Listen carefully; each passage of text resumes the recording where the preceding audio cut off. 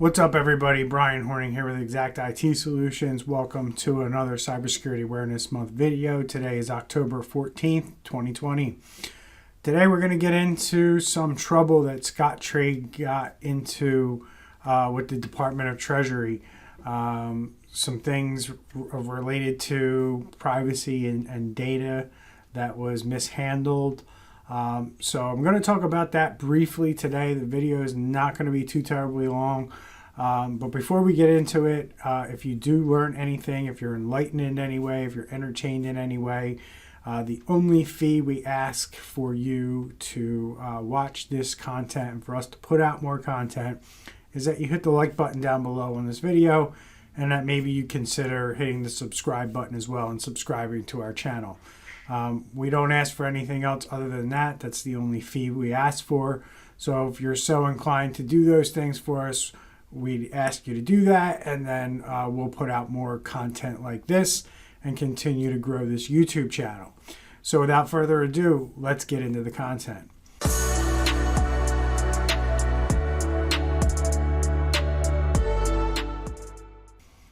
All right, so on the screen here we have a filing from the United States of America Department of Treasury Office of the Comptroller of the Currency. And basically they did an investigation on Morgan Stanley Investment Bank, and they now must pay $60 million in fines for failing to properly decommission multiple business data centers that stored sensitive customer information, the Office of the Comptroller announced earlier this month. And basically what is going on here is that this wasn't a breach from a bad actor or a cybersecurity person like we talked about. This was basically the company that Morgan Stanley hired to decommission a data center didn't do things properly. So the order that basically the articles that come in here go on to say that in 2016, the bank failed to exercise proper oversight of the decommissioning of two wealth management business data centers located in the U.S. And it goes on to say, in connection with the decommissioning, the bank, among other things, failed to effectively assess or address the risks associated with the decommissioning of the hardware. They failed to adequately assess the risk of using third-party vendors, including subcontractors, and failed to maintain an appropriate inventory of customer data stored on those devices. The bank failed to exercise adequate due diligence in selecting the third-party vendor engaged by Morgan Stanley and failed to adequately monitor the vendor's performance. So a $5 million class action lawsuit has been filed on behalf of 100 customers, was filed earlier in the year. And the lawsuit claims that Morgan Stanley failed to secure and safeguard personally identifiable information on previously decommissioned company-owned equipment. And additionally, the bank doesn't know the whereabouts of the retired equipment that stored unencrypted customer data, such as social security numbers, passport numbers, addresses, telephone numbers, email addresses, account numbers, dates of birth, income, asset value, and holding information. And plaintiff brings this class action against Morgan Stanley for its failure to properly secure and safeguard personally identifiable information. The class action complaint reads, plaintiff also alleges that the defendant failed to properly, timely, and accurately and adequately notify any plaintiff or anyone involved that their PII have been lost and precisely what types of information was encrypted and the possession of of unknown third parties. So what this goes to illustrate is that data protection isn't just about securing networks and securing computers. It's about how you handle the data when it's in your possession. So yes, when it's in your possession on a system that's functioning within your company, your job is more so from a cybersecurity standpoint. But what happens when you need to get rid of that equipment?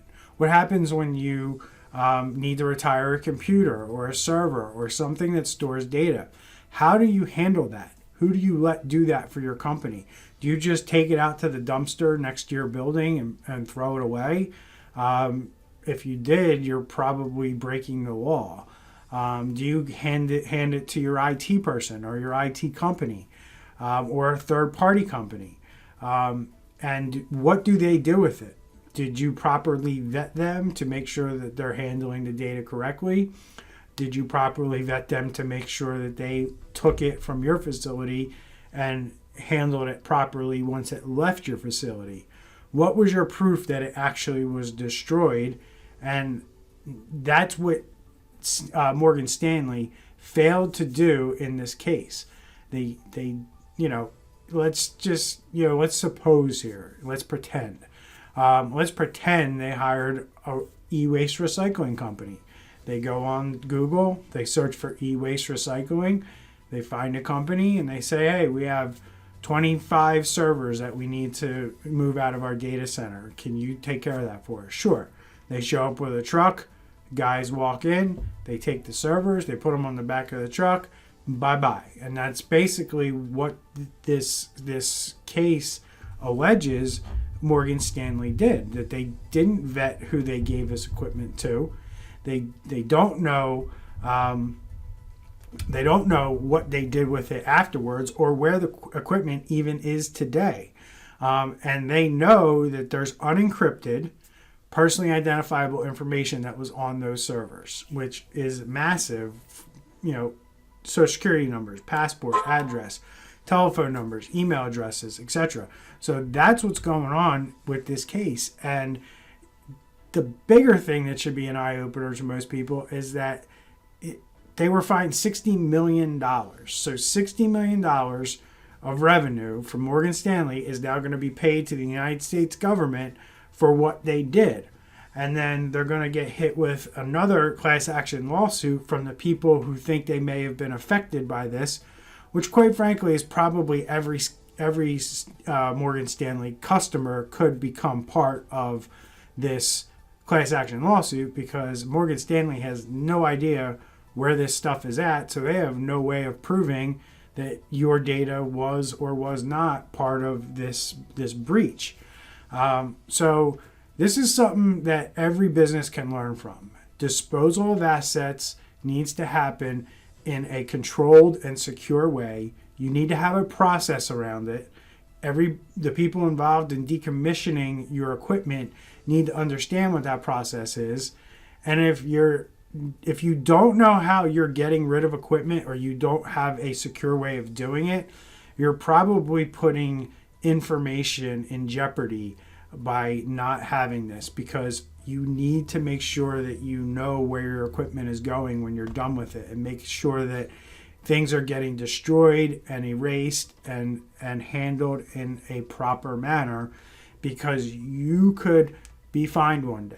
You could find yourself in a situation where the government is coming after you because somebody was able to take a laptop that you threw in a trash can and then, steal somebody's identity, or steal money, or go into somebody's bank account, or apply for a mortgage under somebody's name because they were able to obtain personally identifiable information that was on a system that you threw away. And going on with that, even systems that you're using today, what happens if an employee who has a laptop loses their laptop or leaves it behind at the airport? Do you have the proper things in place, like disk encryption and strong passwords and two-factor authentication on your Windows systems or on your Mac-based systems, so that when somebody gets their hands on that, somebody who shouldn't have their hands on it does get their hands on it, you don't make it easy for them to get the data that's stored on the computer that you no longer have in your possession. So that's it for today. I told you I was going to make it short, and I am, and I hope you got some good pointers and insight on this kind of stuff, because throwing away computers is not something that should just happen, easily, where you just toss it away. You should have a way to get that data off of there before you put it in the hands of somebody else, or you outsource that responsibility to somebody else and you have agreements in place to say that they're going to handle things properly, unlike Morgan Stanley did in this case. So I hope you found this valuable. Again, if you liked anything, learned anything, were intrigued by anything on this video, I ask that you please hit the like button, hit subscribe if you're so inclined. If you made it to the end of the video, you should be subscribed to the channel. It means you're interested, and it means we're going to bring you a lot more of this stuff. And check out our other videos, talk about cybersecurity and hacking and what goes on in the dark web and all those different places. It is Cybersecurity Awareness Month. My name is Bryan Hornung, and I hope you have a great day.